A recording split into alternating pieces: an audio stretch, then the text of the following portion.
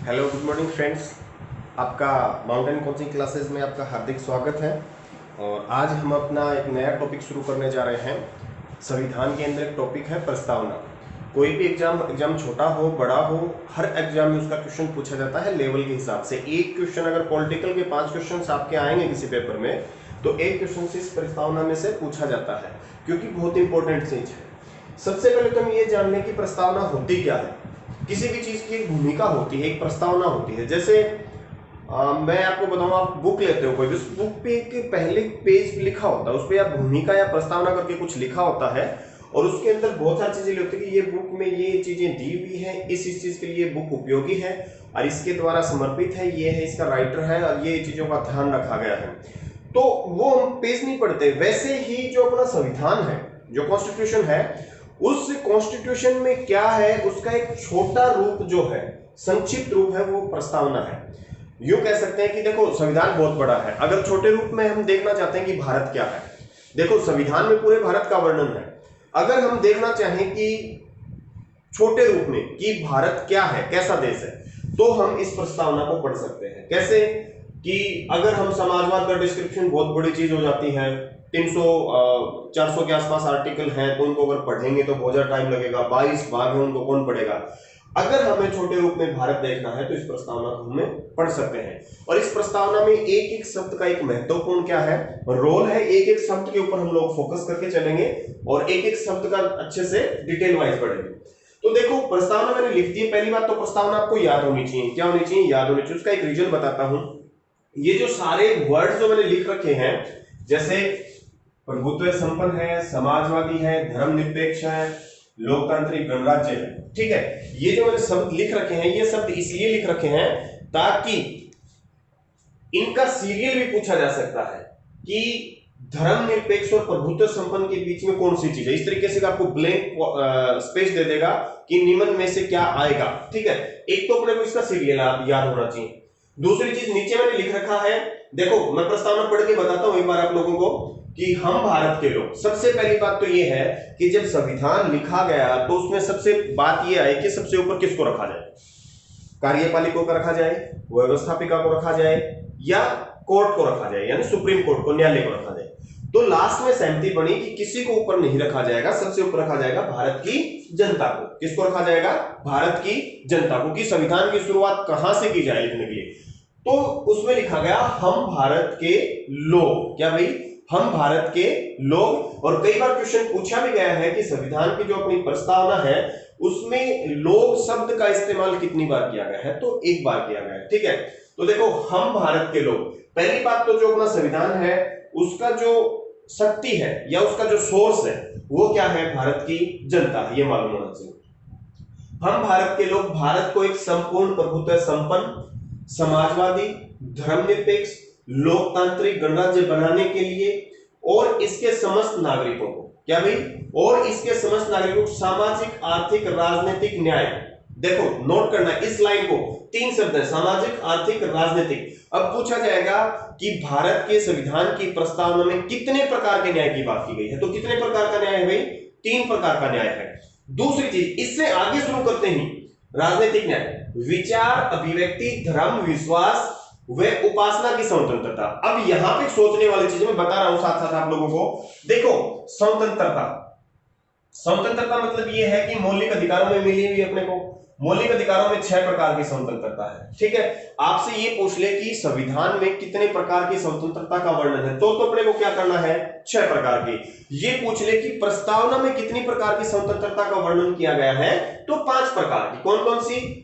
विचारों की, अभिव्यक्ति की, धर्म की, विश्वास की व उपासना की स्वतंत्रता। फिर समानता किनके लिए दी गई है? देखो प्रतिष्ठा व अवसर की समानता, 2 प्रकार की समानता का वर्णन है। इसके बाद प्राप्त करने के लिए तथा व्यक्ति की गरिमा और राष्ट्र की एकता और अखंडता सुनिश्चित करने वाली बंधुत्व बढ़ाने के लिए दृढ़ संकल्पित होकर अपनी इस संविधान सभा में आज 26 नवंबर 1949 को एकता द्वारा संविधान को अंगीकृत, अधिनियमित और आत्मकृत करते हैं। ये प्रस्तावना, पहली बात तो अगर आपको याद नहीं तो इसको रट्टा मार लो, बहुत इंपॉर्टेंट है, बहुत बार पूछा जाए, इसमें से क्वेश्चन आता ही आता है। अब देखो इसको हम डिटेल वाइज, एक एक वर्ड को हम डिटेल वाइज पढ़ेंगे। देखो मैं आप लोगों को बता के चलता हूं स्टार्टिंग से। सबसे पहला तो क्या है, सबसे पहला वर्ड उठाते हैं संपूर्ण प्रभुत्व संपन्न। देखो मैंने यहां पे लिख रखा है प्रभुत्व संपन्न। पहली चीज तो इसका अर्थ मालूम होना चाहिए कि प्रभुत्व संपन्न का मतलब क्या है। देखो प्रभुत्व संपन्न का मतलब क्या होता है कि हम अपने फैसले खुद लेंगे। हम अपने जो फैसले हैं वो खुद लेंगे। उन फैसलों के अंदर देश के भी आ जाते हैं और विदेश के भी आ जाते हैं। तो परिभाषा के तौर पर हम लिख देते हैं कि हम अपने देशी व विदेशी मामलों में किसी दूसरे का हस्तक्षेप क्या नहीं करेंगे, स्वीकार नहीं करेंगे। तो कहने का मतलब हम सर्वोच्च सत्ता हो गए, अब हम अपने फैसले खुद लेंगे, हम अपनी देश नीति विदेश नीति खुद तय करेंगे। इसका मतलब तो होता है ये। लेकिन इसको मैं आपको डिटेल से बताऊं सारी चीज। देखो प्रभुत्व संपन्न का मतलब सर्वोच्च सत्ता या सुप्रीम पावर। क्या हम संपूर्ण क्या बोल रहे हैं, हम प्रभुत्व संपन्न है पूर्ण रूप से, मैं ये पूछ रहा हूं। लेकिन नहीं है, हम है आंशिक रूप से। देखो उसका बता रहा हूं मैं कारण। आंशिक रूप से दो चीजें होती हैं, एक चीज होती है डॉक्यूमेंटली, दूसरा होता है प्रैक्टिकली। हो सकता है हम प्रैक्टिकली, क्या भाई, हो सकता है हम प्रैक्टिकली प्रभुत्व संपन्न हो, लेकिन जो डॉक्यूमेंटली है वो नहीं। थ्योरेटिकली अगर देखें तो हम पूर्ण रूप से प्रभुत्व संपन्न नहीं है। कैसे कैसे नहीं, देखो सबसे पहली बात तो पूछा जाता है कि भारत संप्रभु कब घोषित हुआ, और हम लिख देते हैं 15 अगस्त 1947। क्या हो गया?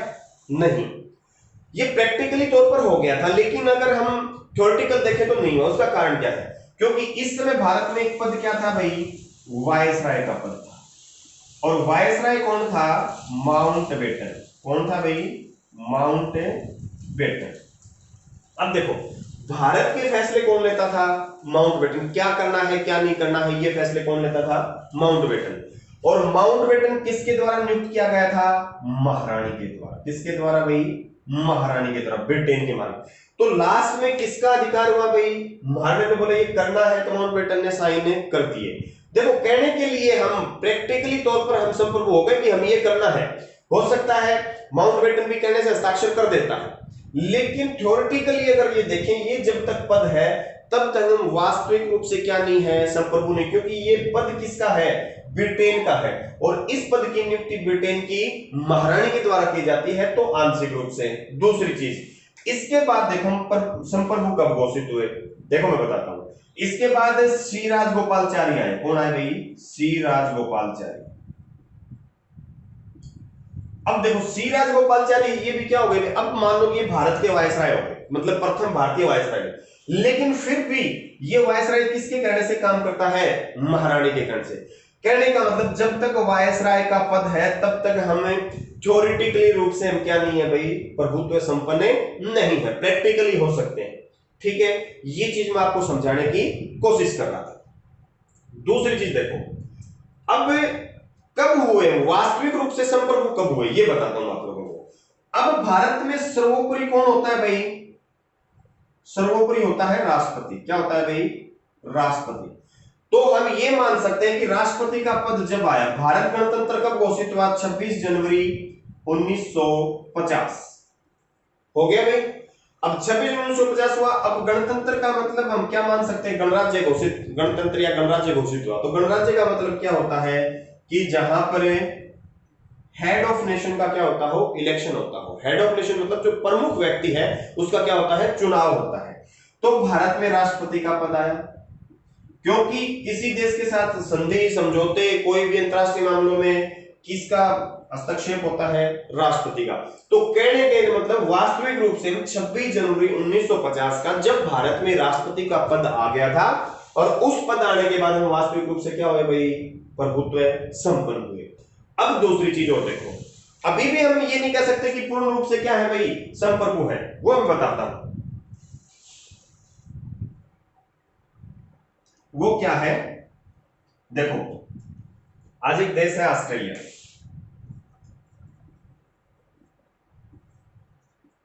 न्यूजीलैंड। इन देशों में आज भी किसका पद है भाई? वायसराय का पद। और वायसराय को नियंत्रित कौन करता है? महारानी करती बेटे। तो क्या ये वास्तविक रूप से क्या है? संप्रभु है? नहीं। हाँ, हो सकता है कि ये इस वायरस को कभी भी हटा सकते हैं, इनकी मर्जी है, लेकिन अभी भी ये अथॉरिटिकल देखें तो क्या नहीं है भाई? संप्रभु नहीं है। इसका एक उदाहरण और भी देता हूं। आज एक संस्था है WTO, है भाई? मानते हो? WHO, वर्ल्ड बैंक, IMF, है कि नहीं ये संस्थाएं? मैंने क्या कहा कि हम अपने फैसले खुद लेंगे, देश नीति विदेश नीति खुद तय करेंगे, लेकिन एक उदाहरण बताता हूं। आज हम बोलते हैं कि चाइना का सामान मत खरीदो। क्या नहीं करोगे? चाइना का सामान मत खरीदो। हम बोले नहीं भैया, हम तो खरीदेंगे। क्यों? आप बंद कर दो, फिर आएगा ही नहीं, फिर हम कहां से खरीदेंगे? आप ही बंद कर दो। अब भारत ये बोले कि चाइना का सामान मत खरीदो, बोलो कि अगर आप चाहते हो चाइना से तो आप चाइना सामान मंगवाते क्यों? ये भारत की क्या है? मजबूरी। क्या है भाई? मजबूरी। क्यों? क्योंकि WTO क्या कहता है कि भाई साहब लेन देन आपको रखना पड़ेगा। ये नहीं है कि आप लेन देन बंद कर दो, ठीक है? तो लेन देन आपको रखना पड़ेगा। तो इसलिए भारत की मजबूरी है कि वो ट्रेड बंद नहीं कर सकता। दूसरी चीज, आज मान लो कि UNO है, मान लो दो देशों के बीच लड़ाई होगी, सीमा को लेकर विवाद है, कोई और विवाद, तो हम कहां जाते हैं भाई? ये दुनिया की पंचायत है। क्या है भाई? दुनिया की पंचायत है, कहीं जाते हैं, जाएंगे UNO में। अब UNO जो फैसला देगा वो क्या है भाई? मानना पड़ेगा। तो देखो, देश नीति विदेश नीति हम खुद तय कर पाए? नहीं, क्योंकि हमें इसकी बातें माननी पड़ी। तो कई ऐसी संस्थाएं हैं जो कि इस प्रभुत्व संपन्न जो वर्ड है इसको कटघरे में लाके खड़ा कर देते हैं कि हम आंशिक रूप से तो हो सकते हैं, प्रैक्टिकली रूप से हो सकते हैं, लेकिन पूर्ण रूप से और थ्योरेटिकली हम संप्रभु नहीं हो सकते हैं। यहां तक कोई कंट्री नहीं हो सकती है, ठीक है? ये तो है प्रभुत्व संपन्न का मतलब। दूसरा जो हम वर्ड ले लेते हैं भाई, दूसरा वर्ड कौन सा है भाई? अपना समाजवाद। देखो, समाजवाद क्या है? ये बहुत अच्छी चीज है भाई, समाजवाद। ये अगर डिटेल से पढ़ना हो तो इकोनॉमिक्स के टॉपिक में पढ़ाऊंगा मैं आप लोगों को। मार्क्सवाद क्या होता है, ये साम्यवाद क्या होता है, लोकतांत्रिक साम्यवाद क्या होता है। तो समाजवाद का मतलब क्या होता है? देखो,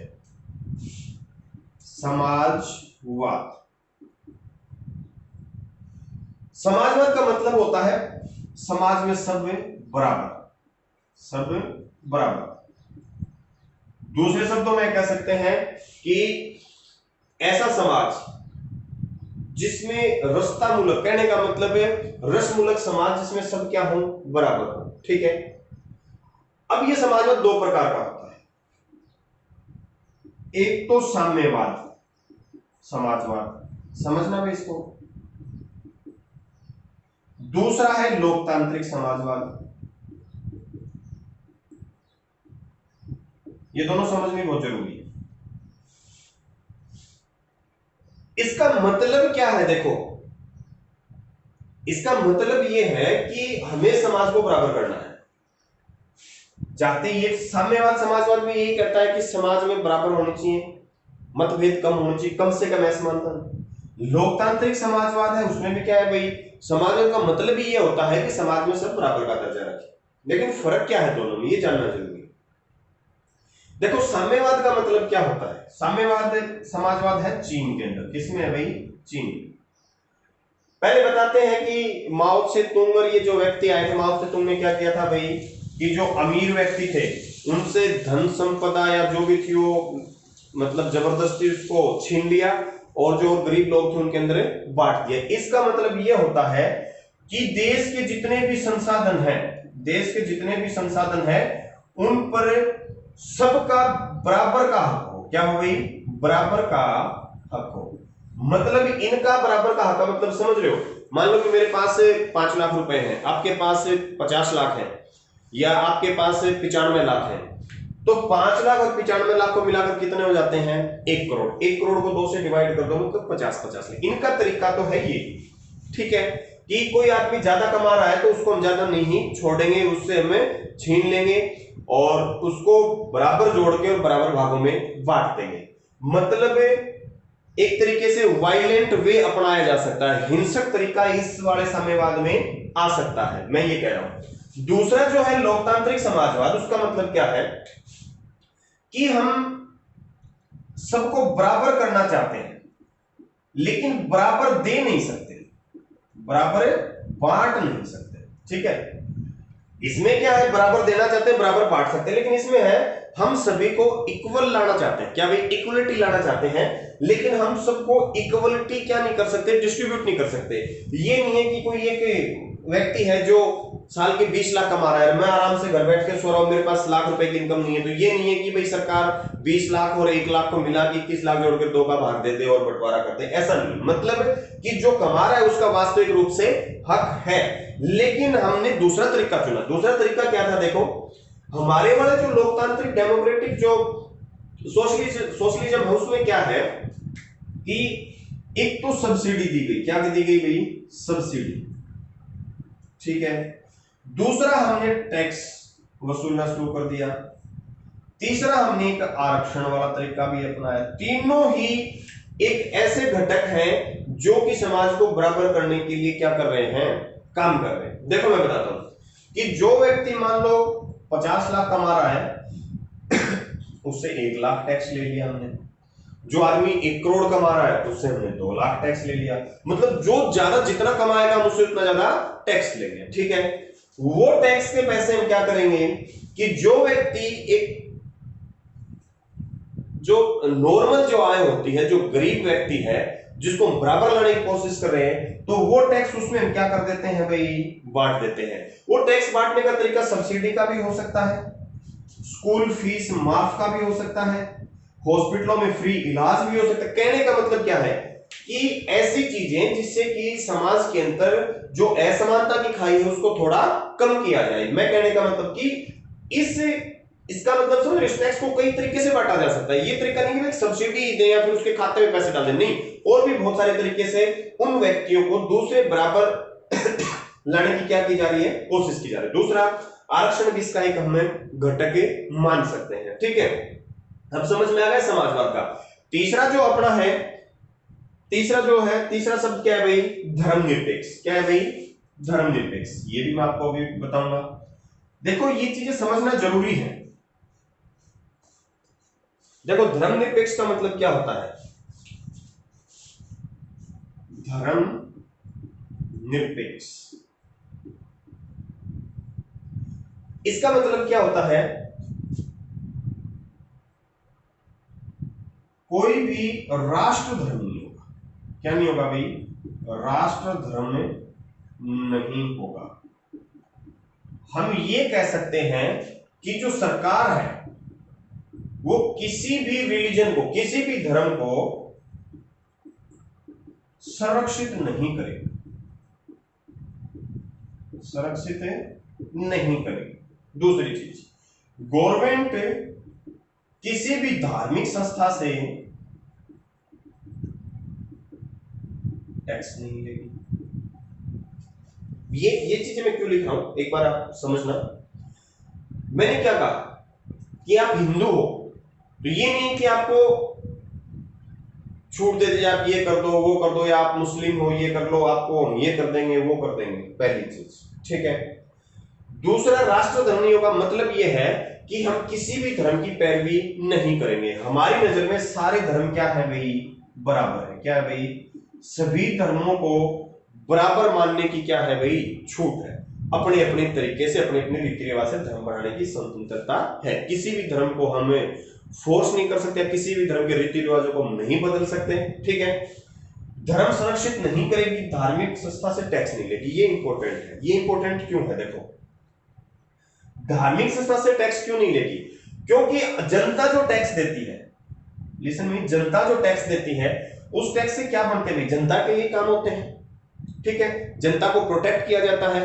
भाई जनता टैक्स देगी तो क्या है भाई, मान लो कि जनता ने टैक्स दिया तो उससे क्या होगा, हॉस्पिटल बनाए सरकार ने, मान लो सरकारी कर्मचारियों को तनख्वाह देती है, पुलिस विभाग उसको तनख्वाह मिलती है, टैक्स से ही मिलती है। तो किसके लिए है, मतलब आम जनता को प्रोटेक्ट के लिए ही है, अच्छे तरीके से सुरक्षित रहे, उनको अच्छे मतलब व्यवस्थाएं मिले, सुविधाएं मिले, वही चीज है। अगर इनसे टैक्स ले लेंगे तो क्या देगा भाई, इस सरकार को क्या करना पड़ जाएगा, उस धर्म को या उस संस्था को संरक्षित करना पड़ जाएगा, उसको सिक्योरिटी देनी पड़ जाएगी। कहने का मतलब इसलिए टैक्स नहीं दिया जाता है।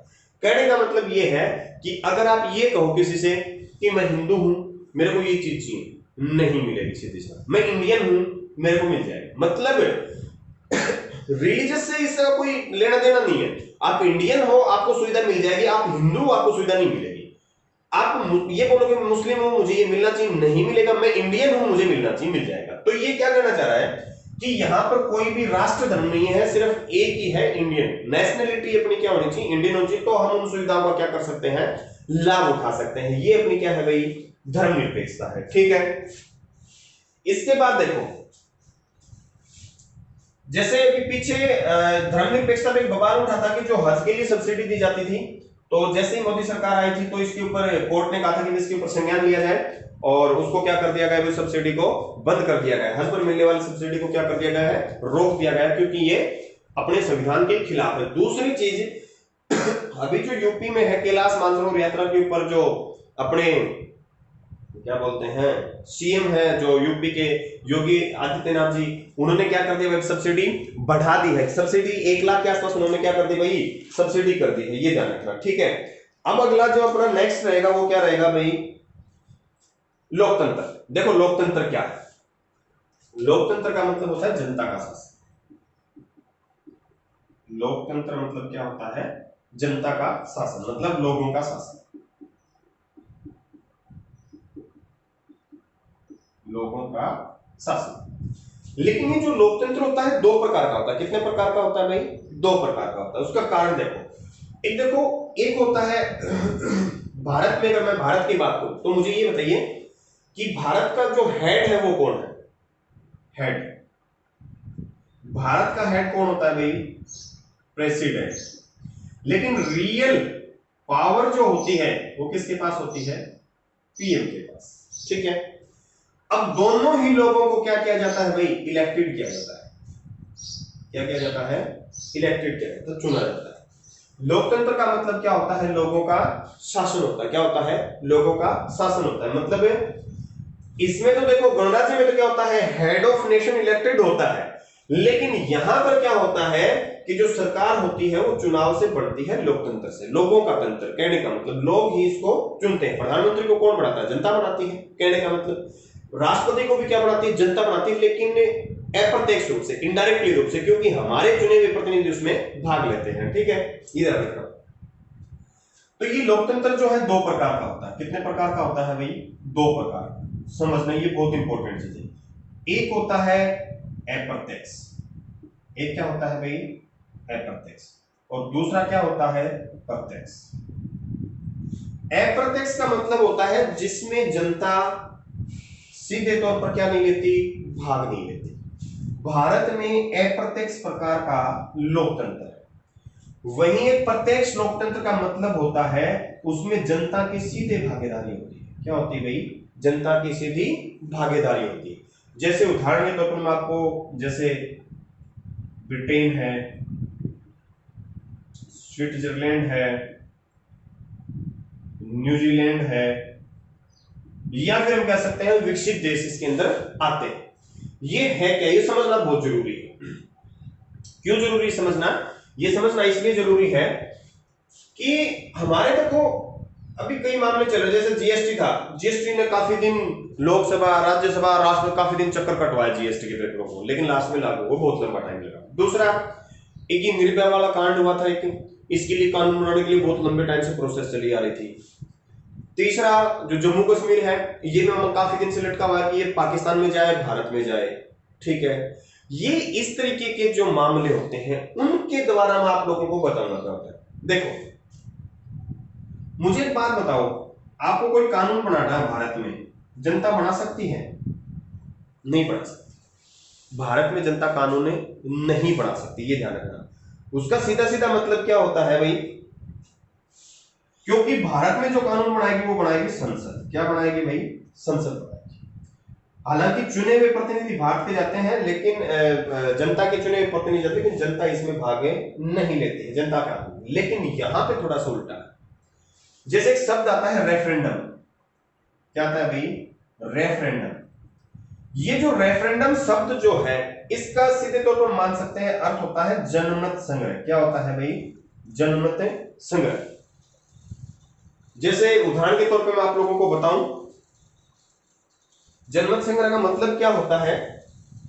प्रत्यक्ष और अप्रत्यक्ष पता चल गया। तो अब मैं प्रत्यक्ष अप्रत्यक्ष का मतलब तो भारत मान लो, अब प्रत्यक्ष के मैं आप लोगों को एग्जांपल बता के चल रहा हूं, ठीक है। रेफरेंडम का मतलब क्या होता है?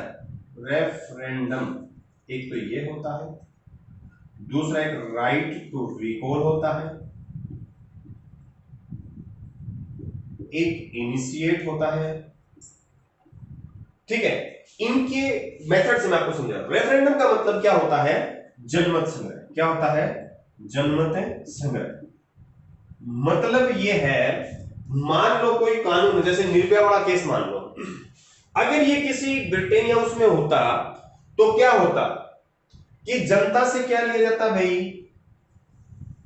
जनमत करवाया जाता। मतलब एक ऑनलाइन पोर्टल या इस तरीके की वोटिंग होती कि इसके ऊपर ये कानून बढ़ाया जाए या नहीं बढ़ाया जाए। कहने का मतलब समझ रहे हो? तो उस पे अगर जिस हिसाब से वोट मिलते उस हिसाब से ही वो कानून बढ़ जाता। मतलब जनता की एक तरीके से क्या है भाई, मानी जाती है उसके अंदर, ठीक है। बनाना नहीं बनाना एक आखिरी उनके हाथ में होता है, लेकिन फिर भी जनता से क्या लिया जाता है? सलाह मशवरा लिया जाता है, ठीक है। जनमत संग्रह से हम क्या कर सकते हैं? रेफरेंडम। जैसे ब्रेग्जिट है, अभी ब्रेग्जिट मतलब एक यूरोपीय देशों का एक संघ है जिसमें ब्रिटेन शामिल है। तो अब पीछे चर्चा में उठा था कि वो यूरोपीय संघ से क्या होना चाहता है? अलग होना चाहता है। तो इसलिए क्या हुआ था भाई? रेफरेंडम लिया गया था जनता से, जिसमें 55% लोगों का यह कहना था कि ब्रिटेन को उससे क्या होना चाहिए? अलग हो जाना चाहिए यूरोपीय संघ से, ठीक है। तो लास्ट में हुआ कि नहीं हुआ वो एक अलग बात है, लेकिन इस तरीके की चीज होती है उनको क्या बोला जाता है भाई? रेफरेंडम बोला जाता है, ठीक है। दूसरा, जम्मू कश्मीर का उदाहरण लेते हैं। क्या भाई? जम्मू कश्मीर का उदाहरण। जम्मू कश्मीर का उदाहरण यह है कि वहां की जनता से क्या करवाना चाहिए? एक वोटिंग करवानी चाहिए कि वो किधर रहना चाहते हैं, भारत में जाना चाहते हैं या पाकिस्तान में जाना चाहते हैं, इस तरीके की, ठीक है। इसको हम बोलते हैं रेफरेंडम, जो कि ज्यादातर जो प्रत्यक्ष लोकतंत्र, जिन डायरेक्ट डेमोक्रेसी जिस कंट्री में होती है उसमें रेफरेंडम इस्तेमाल होता है। दूसरा जो है ये है राइट टू रिकॉल। क्या होता है? Right to recall. इसमें जनता के पास सरकार बदलने का क्या होता है? एक तरीका होता है। मान लो कि अब मोदी सरकार है, मोदी सरकार ने अच्छा काम किया, हो सकता है जनता को लगा काम कम हुए, ठीक है। अब आगे आ गई फिर कांग्रेस की सरकार, मतलब जिसको हम यूपीए बोलते हैं। अब वर्तमान में मान लो एनडीए।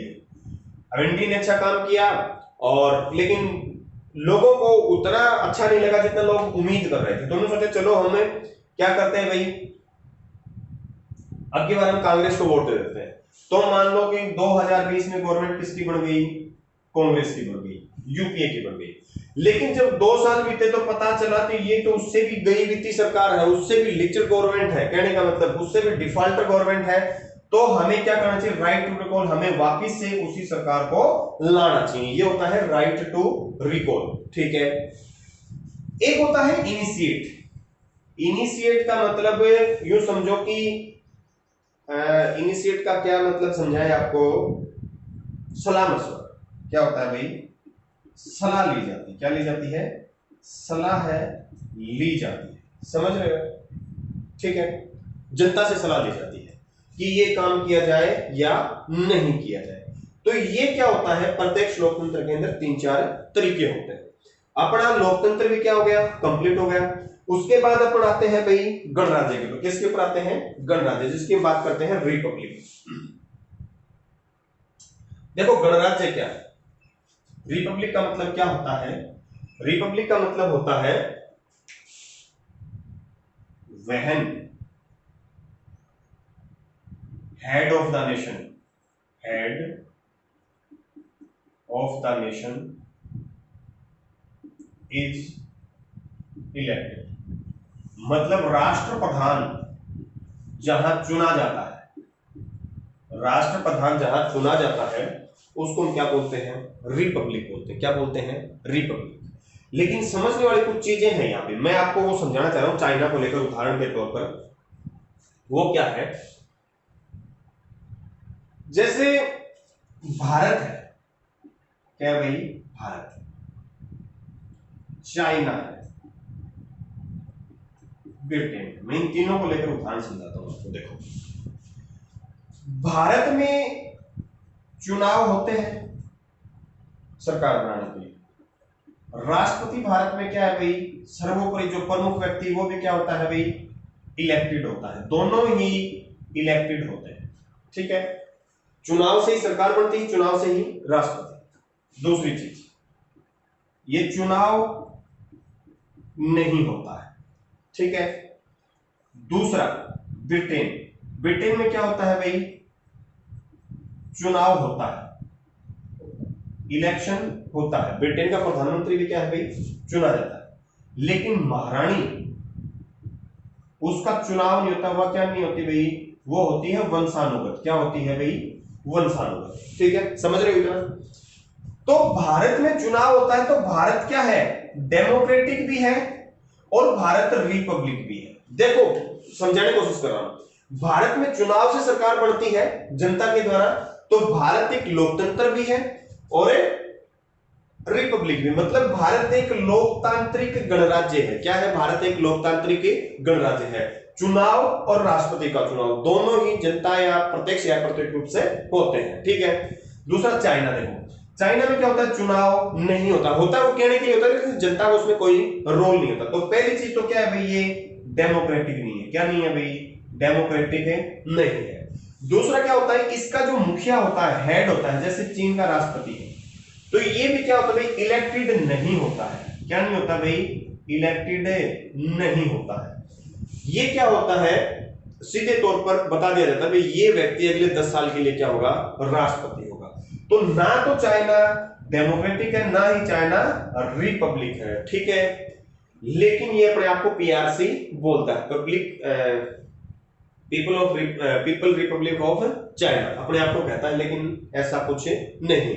वही ब्रिटेन में थोड़ा सा बदलाव देखो, ब्रिटेन में चुनाव होता है, इलेक्शन होता है, नो डाउट, प्रधानमंत्री चुना जाता है जैसे भारत में चुना जाता है, ठीक है। लेकिन जो उसकी महारानी जो होती है, क्या होती है, महारानी जो होती है वो क्या होती है, वंशानुगत होती है, उसका चुनाव नहीं होता। इसलिए हम इसको कह सकते हैं ये क्या नहीं है भाई, रिपब्लिक नहीं मान सकते हम इसको। डेमोक्रेटिक है लेकिन रिपब्लिक नहीं मान सकते। इसमें वंशानुगत नहीं होता है राष्ट्रपति, इसमें क्या होता है, पार्टी होती है। जैसे आज मोदी साहब हैं, ये बोलते हैं कि चुनाव आगे से खत्म, 10 साल के लिए मोदी बनेंगे, 10 साल बाद राजनाथ बनेंगे, 10 साल बाद अनुराग ठाकुर बनेंगे, उसके 10 साल बाद और कोई बनेगा, उसके 10 साल बाद कोई और बनेगा। तो ये चीज है, ठीक है। ये अपना फंडा क्या था भाई, गणराज्य का था। तो पांचों शब्द जो अपने थे वो सारे के सारे क्या हो गए भाई, कंप्लीट हो गए। अब इससे आगे हम चलते हैं, ठीक है। इससे आगे हमारा क्या है भाई, जस्टिस। क्या है भाई, न्याय की बात की गई। क्या की गई है भाई, न्याय की बात की गई है। अब देखो न्याय की बात क्या है। अब मैंने पहले बताया था कि क्वेश्चन बन सकता है कि भारत की प्रस्तावना में कितने न्याय की बात की गई। तो 3 प्रकार के न्याय की बात की गई है, सामाजिक, आर्थिक और राजनीतिक। क्वेश्चन कैसे बन सकता है, निम्न में से किस प्रकार का न्याय शामिल नहीं है। ऑप्शन होंगे आपके पास 4, सामाजिक, आर्थिक, राजनीतिक और अभिव्यक्ति। ये 4 ऑप्शन देखिए, तो इसमें ऑप्शन आंसर क्या होगा, अभिव्यक्ति। क्योंकि अभिव्यक्ति की क्या है, स्वतंत्रता है, अभिव्यक्ति न्याय के अंदर शामिल नहीं है। तो ध्यान रखना किस प्रकार का न्याय शामिल नहीं है, इस प्रकार का क्वेश्चन बन सकता है। क्योंकि 3 प्रकार के न्याय हैं, चौथा ऑप्शन आपके होगा, तो उसमें से एक इसमें से उठाकर डाल देंगे। ये क्वेश्चन आया हुआ भी है। फिर स्वतंत्रता की बात करते तो कितने प्रकार की स्वतंत्रता भाई, 5 प्रकार की स्वतंत्रता है। कितने प्रकार की स्वतंत्रता है, 5 प्रकार की स्वतंत्रता है प्रस्तावना के अंदर, प्रीएम्बल्स में, ध्यान रखना। लेकिन अगर हम मौलिक अधिकारों की बात करें तो उसमें 6 प्रकार की स्वतंत्रता का वर्णन है। इसके आगे देखो समानता, कितने प्रकार की समानता दी गई है भाई, 2 प्रकार की समानता दी गई, प्रतिष्ठा और अवसर की समानता दी गई है। लागू कब किया गया अपना संविधान में, मैंने आप लोगों को बता दिया था कि लागू करने की तारीख क्या थी, 26 जनवरी 1950। लेकिन ये ध्यान रखना आप लोगों को कि अधिनियमित 2 क्वेश्चन है। एक तो क्वेश्चन आ सकता है भाई अधिनियमित, अधिनियमित कब किया गया या फिर कब स्वीकार किया गया, और एक होता है लागू करना। तो अधिनियमित तो कब कर दिया गया था, 26 नवंबर 1949 को। लेकिन अगर लागू करने की बात आती है तो 26 जनवरी 1950 में। किसमें भाई, 26 जनवरी 1950 में, ठीक है। ये इतना था। इसके बाद देखो कई चीजें हैं कि इसको लेकर कई केस आए थे। वो केस क्या है, पहली बात तो ये है 1960 में किस मैटर पे बात की। देखो सबसे पहले तो ये है, 2 लाइनें होती है। देखो संविधान में कई ऐसी चीजें लिखी होती है जिनके कई अर्थ निकलते हैं। क्या भाई? काफी सारे अर्थ निकलते हैं। ठीक है, जब काफी सारे अर्थ निकलते हैं तो हमें प्रस्तावना में जाना पड़ता है, वहीं जाके उसका क्या होता है? समाधान होता है। तो पहली चीज तो ये क्वेश्चन उठा कि प्रस्तावना संविधान का अंग है या नहीं, जो अपनी प्रीएम्बल्स है वो कॉन्स्टिट्यूशन का पार्ट है या नहीं है, सबसे पहली चीज। दूसरा, प्रस्तावना को मानना या ना मानना, ये क्या चीज है कि हम प्रस्तावना को माने या नहीं माने, कौन सी चीज है कंपलसरी है, ये ध्यान रखना। ठीक है, और इसमें संशोधन हो सकता है या नहीं हो सकता, इसमें संशोधन हो सकता है या नहीं हो सकता, तो ये बताता हूं आप लोगों को। ये देखो, सबसे पहले ये केस आप लोग लिख लेना भाई, लिखो 1960 Berubari case, 1960 Berubari case, 1960 Berubari case. इसमें कहा गया था कि जो प्रस्तावना है, क्या भाई? प्रस्तावना है संविधान का अंग नहीं है, संविधान का अंग नहीं है। और ये जो रेफरेंस है, ये रेफरेंस जो हमने था वो लिया गया अमेरिका से। अमेरिका की प्रस्तावना के आधार पर हमने ये कहा था कि ये जो प्रस्तावना है संविधान का अंग नहीं है। उसका कारण ये है कि सबसे पहले जो प्रस्तावना लिखी गई थी वो अमेरिका की लिखी गई थी। ठीक है, दूसरा, प्रस्तावना लिखने वाला पहला देश अमेरिका था, तो इसका रेफरेंस लिया और हमने ये मान लिया। दूसरे केस की अगर बात करते हैं, केशवानंद भारती केस। दूसरा केस कौन सा है भाई? केशवानंद भारती केस। वो देखो आप लोग, केशवानंद भारती केस, ये कई बार पूछा जाता है, केशवानंद भारती केस वर्सेस केरल राज्य, 1973।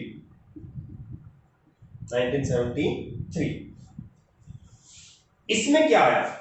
इसने ये कहा कि ये बताओ भाई, प्रस्तावना संविधान सभा में लिखी गई थी?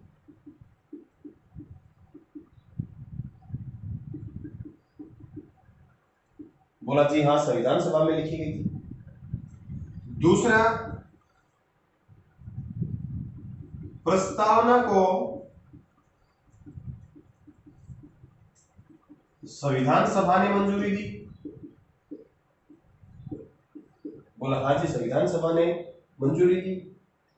ठीक है, तो सीधी सी बात, अगर प्रस्तावना संविधान सभा में लिखी गई है, जिसने संविधान बनाया है, और प्रस्तावना को अगर संविधान सभा ने ही मंजूरी दी है, तो इन दोनों तथ्यों के आधार पर कह सकते हैं कि ये क्या है भाई? प्रस्तावना का अंग है। क्या है भाई? प्रस्तावना का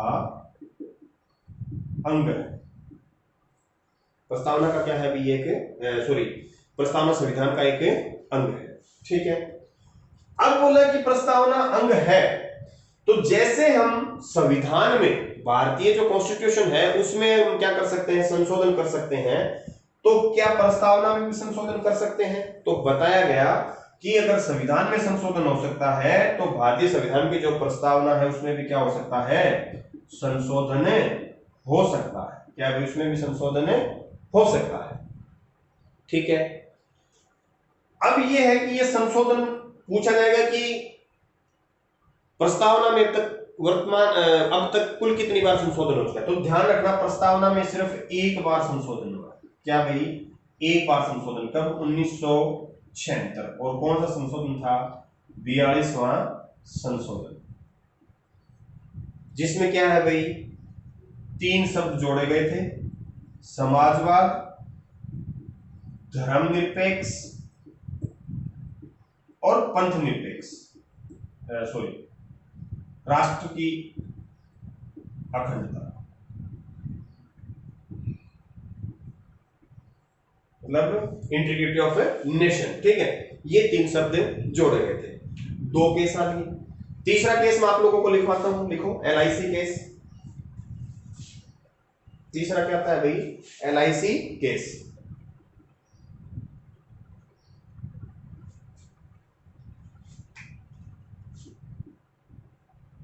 ये जो LIC केस है ये आप कर सकते हो 1995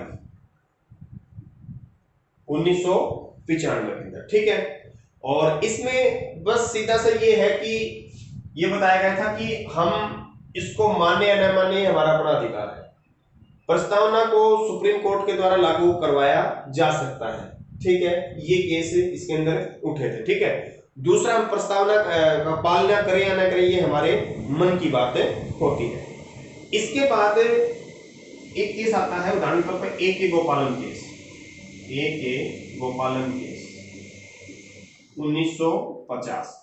ये इसलिए इंपॉर्टेंट है क्योंकि ये बोला गया था कि जब एक ही तरीके के मामले आ जाएं, क्या आ जाएं? एक ही तरीके के मामले आ जाएं, या फिर जब किसी एक शब्द या एक लाइन का मतलब कई निकलते हैं, क्या भाई? कई निकलते हैं, मतलब एक जो शब्द है उसके कई अर्थ निकलते हो, तो क्या कर सकते हैं? हम प्रस्तावना की सहायता ले सकते हैं। क्या भाई? प्रस्तावना की सहायता ले सकते हैं, ठीक है। ये ध्यान रखना। एक ये है कि ठाकुर भार्गव दास। चलो ये स्टेटमेंट आप लोगों को फिर कभी दोबारा से करवा दिया जाएगा, या फिर लिख लो ठाकुर दास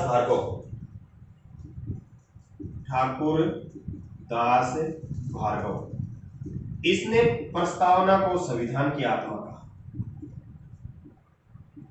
ठाकुर दास ने संविधान को, ठाकुर दास भार्गव ने प्रस्तावना को संविधान की आत्मा कहा, और K.M. मुंशी ने इसको संविधान की जन्मभूमि। K.M. मुंशी ने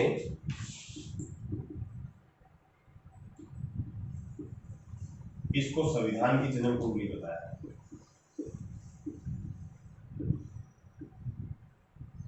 जन्मभूमि, ठीक है।